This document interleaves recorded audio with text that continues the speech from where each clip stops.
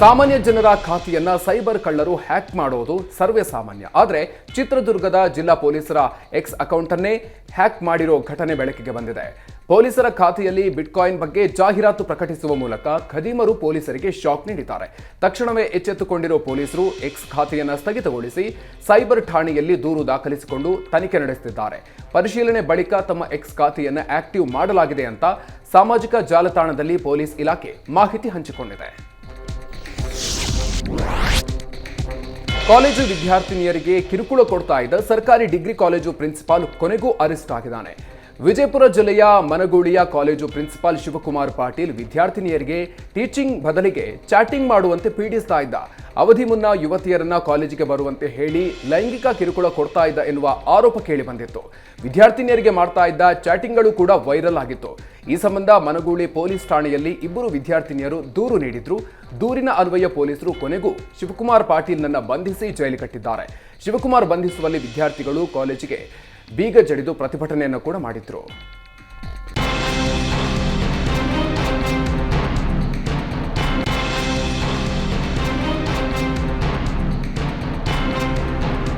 KSRTC ಬಸ್ನಲ್ಲಿ 3 ವರ್ಷದ ಮಗುವಿಗೆ ಕಂಡಕ್ಟರ್ ಹಾಫ್ ಟಿಕೆಟ್ ಚಾರ್ಜ್ ಮಾಡಿದ್ದಾರೆ. ಹಾಸನದಿಂದ ಬೆಂಗಳೂರಿಗೆ ಬರುವ ಬಸ್ನಲ್ಲಿ 3 ವರ್ಷದ ಮಗುವಿಗೆ ಬಸ್ ಕಂಡಕ್ಟರ್ 154 ರೂಪಾಯಿ ಚಾರ್ಜ್ ಮಾಡಿದ್ದಾರೆ. ಸಾಮಾನ್ಯವಾಗಿ 6 ವರ್ಷಕ್ಕಿಂತ ದೊಡ್ಡ ಮಕ್ಕಳಿಗೆ ಮಾತ್ರ ಟಿಕೆಟ್ ತೆಗೆದುಕೊಳ್ಬೇಕು. ಆದರೆ 3 ವರ್ಷದ ಮಗುವಿಗೆ ಹಾಫ್ ಟಿಕೆಟ್ ಕೊಟ್ಟಿದ್ದಕ್ಕೆ ಪ್ರಯಾಣಿಕರು ಆಕ್ರೋಶವನ್ನು ವ್ಯಕ್ತಪಡಿಸಿದ್ದಾರೆ.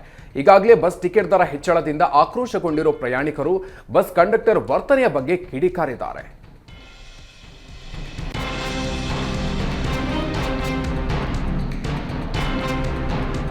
ನಿಧಿ ಆಸೆಗೆ ಬನ್ನಿ ಮರದ ಕಟ್ಟೆ ಒಡೆದು ವಾಮಾಚಾರ ನಡೆಸಿರುವ ಘಟನೆ ಯಾದಗಿರಿ ಜಿಲ್ಲೆಯ ವಡಗೇರ ತಾಲೂಕಿನ ಗೋಡಿಹಾಳ ಗ್ರಾಮದಲ್ಲಿ ನಡೆದಿದೆ.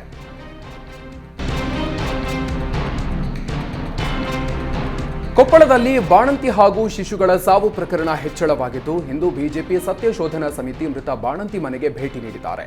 ಕೊಪ್ಪಳದ ಅಡೂರು ಗ್ರಾಮದಲ್ಲಿರುವ ಮೃತ ಬಾಣಂತಿ ರೇಣುಕಾ ಮನೆಗೆ ಭೇಟಿ ನೀಡಿದ್ದಾರೆ. ಡಿಸೆಂಬರ್ 31ಕ್ಕೆ ರೇಣುಕಾ ಆಸ್ಪತ್ರೆಯಲ್ಲಿ ಮೃತಪಟ್ಟಿದ್ರು. ಶಾಸಕ ಡಾಕ್ಟರ್ ಶೈಲೇಂದ್ರ ಬೆಲ್ದಾಳೆ ನೇತೃತ್ವದ ತಂಡ ಅಡೂರಿಗೆ ಭೇಟಿ ನೀಡಿ ಕುಟುಂಬಸ್ಥರಿಗೆ ಸಾಂತ್ವನ ಹೇಳಿ ಘಟನೆಯ ಬಗ್ಗೆ ಮಾಹಿತಿ ಪಡೆದಿದ್ದಾರೆ. ಚೀನಾ ವೈರಸ್ ಎಚ್ಎಂಪಿ ಆರೋಗ್ಯ ಇಲಾಖೆಗೆ ತಲೆನೋವು ತಂದಿಟ್ಟಿದೆ. ಆರೋಗ್ಯ ಇಲಾಖೆಯ ಮಕ್ಕಳು, ವಯಸ್ಕರು, ವೃದ್ಧರಿಗೆ ಹೊಸ ಗೈಡ್ಲೈನ್ಸ್ ಬಿಡುಗಡೆ ಮಾಡಿದೆ. ಕರ್ಚೀಫ್, ಟಿಶ್ಯೂ ಪೇಪರ್ ಮರುಬಳಕೆ ಬಳಸಬಾರದು. ಅನಾರೋಗ್ಯ ಪೀಡಿತರ ಜೊತೆ ಸಂಪರ್ಕದಲ್ಲಿರಬಾರದು.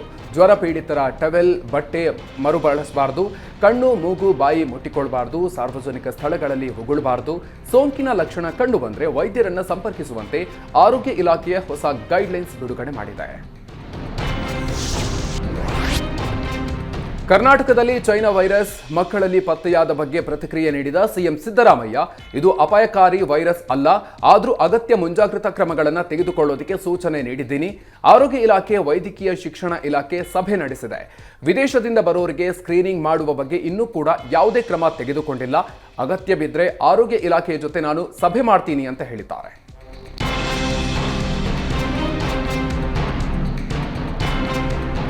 ಕೊಲೆ ಆರೋಪದಲ್ಲಿ ಜೈಲು ಸೇರಿದ್ದ ನಟ ದರ್ಶನ್ಗೆ ಜಾಮೀನು ಮಂಜೂರಾಗಿತ್ತು. ಆದರೆ ಬೆಂಗಳೂರು ಬಿಟ್ಟು ಬೇರೆ ಕಡೆ ತೆರಳದಂತೆ ಷರತ್ತು ವಿಧಿಸಲಾಗಿತ್ತು. ಆದರೆ ಮೈಸೂರಿನ ಮನೆಗೆ ತೆರಳಬೇಕು ಅಂತ ನ್ಯಾಯಾಲಯಕ್ಕೆ ಆರೋಪಿ ದರ್ಶನ್ ಮನವಿ ಮಾಡಿದ್ದ. ಕೋರ್ಟ್ 2 ವಾರ ತೆರಳುವಂತೆ ಆದೇಶ ನೀಡಿತ್ತು. 2 ವಾರಗಳ ಅವಧಿ ನಿನ್ನೆಗೆ ಮುಗಿದ ಹಿನ್ನೆಲೆ ಬೆಂಗಳೂರಿಗೆ ವಾಪಸ್ ಆಗಿದ್ದಾರೆ. ಸದ್ಯ ಮೈಸೂರಿನ ದರ್ಶನ್ ಫಾರ್ಮ್ ಹೌಸ್ ಖಾಲಿಯಾಗಿದೆ.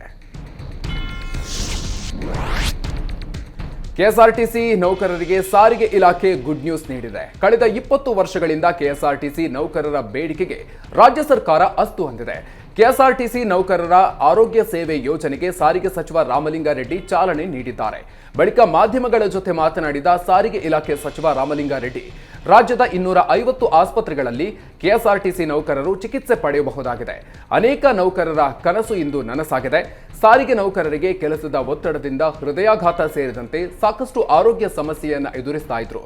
ಇನ್ಮುಂದೆ ಉಚಿತವಾಗಿ ಕೆಎಸ್ಆರ್ಟಿಸಿ ನೌಕರರು ಚಿಕಿತ್ಸೆಯನ್ನು ಪಡೆದುಕೊಳ್ಳಲಿದ್ದಾರೆ ಅಂತ ಸಾರಿಗೆ ಸಚಿವ ರಾಮಲಿಂಗಾರೆಡ್ಡಿ ತಿಳಿಸಿದ್ದಾರೆ.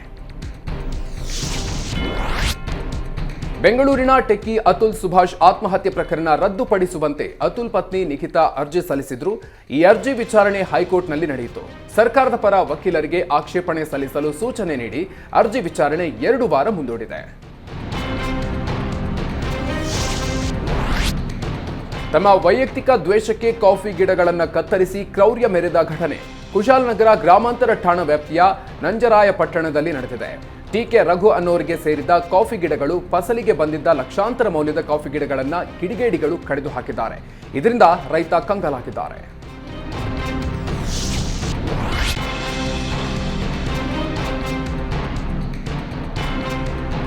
ಬೆಳಗಾವಿ ಜಿಲ್ಲೆಯ ರಾಯಭಾಗ ತಾಲೂಕಿನ ಇಟನಾಳ ಗ್ರಾಮದಲ್ಲಿ ಒಳಚರಂಡಿ ಸಮಸ್ಯೆಯಿಂದ ಗ್ರಾಮಸ್ಥರು ಬೇಸತ್ತಿದ್ದಾರೆ.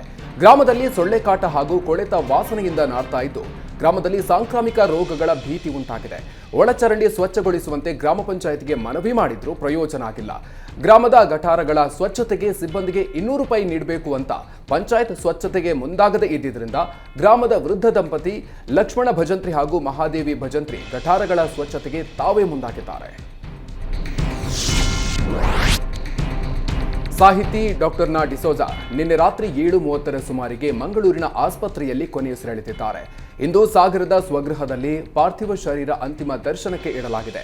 ನಾಳೆ ಸಾಗರದ ಗಾಂಧಿ ಮೈದಾನದಲ್ಲಿ ಅಂತಿಮ ದರ್ಶನಕ್ಕೆ ವ್ಯವಸ್ಥೆ ಮಾಡಲಾಗಿದ್ದು ಬಳಿಕ ನಾಳೆ ಸಂಜೆ ಸಾಗರದ ಸೈಂಟ್ ಜೋಸೆಫ್ ಚರ್ಚ್ನಲ್ಲಿ ಅಂತ್ಯ ಸಂಸ್ಕಾರ ನಡೆಸುವುದಾಗಿ ಡಾಕ್ಟರ್ ನಾ ಡಿಸೋಜಾ ಅವರ ಪುತ್ರ ನವೀನ್ ಡಿಸೋಜಾ ಮಾಹಿತಿ ನೀಡಿದ್ದಾರೆ.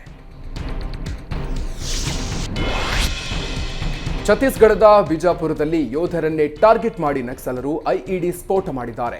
ಸ್ಫೋಟಕ್ಕೆ 9 ಯೋಧರು ಹುತಾತ್ಮರಾದ ಬಗ್ಗೆ ಮಾಹಿತಿ ತಿಳಿದು ಬಂದಿದೆ. 20 ಯೋಧರಿದ್ದ ವಾಹನದ ಮೇಲೆ ನಕ್ಸಲ್ ಅಟ್ಯಾಕ್ ಮಾಡಿದ್ದು ಐಇಡಿ ಸ್ಫೋಟದ ರಭಸಕ್ಕೆ ಯೋಧರ ವಾಹನ ಛಿದ್ರ ಆಗಿದೆ.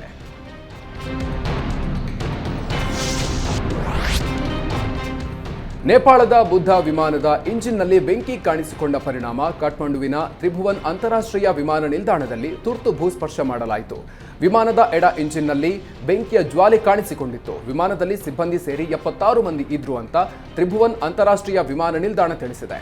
ಕಾಠ್ಮಂಡುವಿನಲ್ಲಿ ಭದ್ರಾಪುರಕ್ಕೆ ತೆರಳುತ್ತಾ ಇದ್ದಾಗ ವಿಮಾನದ ಇಂಜಿನ್ನಲ್ಲಿ ತಾಂತ್ರಿಕ ಸಮಸ್ಯೆ ಕಾಣಿಸಿಕೊಂಡಿದೆ ಅಂತ ಏರ್ಲೈನ್ಸ್ ಎಕ್ಸ್ನಲ್ಲಿ ಪೋಸ್ಟ್ ಮಾಡಿದೆ. ಪರಿಣಾಮವಾಗಿ ವಿಮಾನವನ್ನ ಕಾಠ್ಮಂಡುವಿಗೆ ತಿರುಗಿಸಲಾಯಿತು ಅಂತ ಮತ್ತು ಸುರಕ್ಷಿತವಾಗಿ ತ್ರಿಭುವನ್ ಅಂತಾರಾಷ್ಟ್ರೀಯ ವಿಮಾನ ನಿಲ್ದಾಣದಲ್ಲಿ ಬೆಳಗ್ಗೆ 11:15ಕ್ಕೆ ಇಳಿಸಲಾಯಿತು ಅಂತ ಮಾಹಿತಿ ನೀಡಿದೆ. ಮಕ್ಕಳು ಪೋಷಕರನ್ನ ನೋಡಿಕೊಳ್ಳದೇ ಇದ್ರೆ ಮಕ್ಕಳ ಹೆಸರಿನಲ್ಲಿ ಪೋಷಕರು ಮಾಡಿರುವ ಆಸ್ತಿಯ ಗಿಫ್ಟ್ ಡೀಡ್ ಅನ್ನ ರದ್ದುಗೊಳಿಸಬಹುದು ಅಂತ ಸುಪ್ರೀಂ ಕೋರ್ಟ್ ಮಹತ್ವದ ತೀರ್ಪು ನೀಡಿದೆ. ಈ ನಿರ್ಧಾರವನ್ನ ಪೋಷಕರು ಮತ್ತು ಹಿರಿಯ ನಾಗರಿಕರ ನಿರ್ವಹಣೆ ಮತ್ತು ಕಲ್ಯಾಣ ಕಾಯ್ದೆ ಅಡಿಯಲ್ಲಿ ನೀಡಲಾಗಿದೆ. ಮಧ್ಯಪ್ರದೇಶದ ಛತರ್ಪುರದಲ್ಲಿ ಈ ಪ್ರಕರಣದಲ್ಲಿ ಮಗನಿಗೆ ತಾಯಿ ನೀಡಿದ ಗಿಫ್ಟ್ ಡೀಡ್ ಅನ್ನ ಕೋರ್ಟ್ ರದ್ದುಗೊಳಿಸಿದೆ. ಫೆಬ್ರವರಿ 28ರೊಳಗೆ ಆಸ್ತಿಯನ್ನು ತಾಯಿಗೆ ಹಸ್ತಾಂತರಿಸುವಂತೆ ನ್ಯಾಯಾಲಯ ಮಗನಿಗೆ ಆದೇಶಿಸಿದೆ.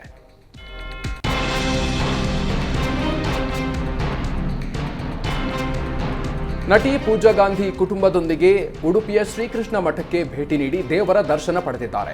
ಭೋಜನ ಪ್ರಸಾದ ಸ್ವೀಕರಿಸಿ ಪರ್ಯಾಯ ಶ್ರೀಪಾದರಿಂದ ಕೋಟಿ ಗೀತಾ ಲೇಖನ ಯಜ್ಞದ ದೀಕ್ಷೆ ಪಡೆದು ಮಂತ್ರಾಕ್ಷತೆ ಸ್ವೀಕರಿಸಿದ್ರು. ಭಗವದ್ಗೀತೆಯ ಬಗ್ಗೆ ಸ್ವಾಮೀಜಿ ಮಾರ್ಗದರ್ಶನ ಪಡೆದು ಗೀತಾ ಲೇಖನ ಯಜ್ಞದ ಸಂಕಲ್ಪ ಕೈಗೊಂಡಿದ್ದಾರೆ. ಉಡುಪಿ ಕೃಷ್ಣನ ಭಕ್ತೆಯಾಗಿರುವ ಪೂಜಾ ಗಾಂಧಿ ನಿರಂತರವಾಗಿ ಶ್ರೀಕೃಷ್ಣ ಮಠಕ್ಕೆ ಭೇಟಿ ನೀಡುತ್ತಾರೆ. ಫೆಬ್ರವರಿ 28ರಿಂದ 3 ದಿನಗಳ ಕಾಲ ನಡೆಯಲಿರೋ ಹಂಪಿ ಉತ್ಸವ ಲೋಗೋ ನಿರ್ಮಾಣ ಮಾಡೋದಕ್ಕೆ ಜಿಲ್ಲಾಡಳಿತ ವಿನೂತನ ಪ್ರಯತ್ನ ಮಾಡ್ತಾ ಇದೆ.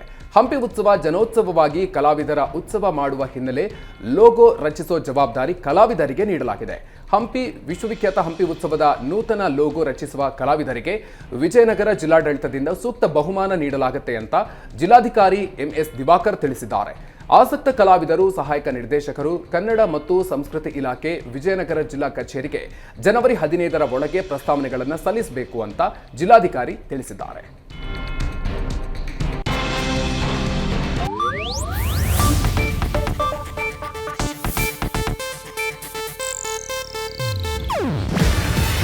ಇದು ಏಷ್ಯಾನೆಟ್ ನ್ಯೂಸ್ ನೆಟ್ವರ್ಕ್ ಪ್ರಸ್ತುತಿ. ನೀವು ನೋಡ್ತಿದ್ದೀರಾ ಏಷ್ಯಾನೆಟ್ ಸುವರ್ಣ ನ್ಯೂಸ್.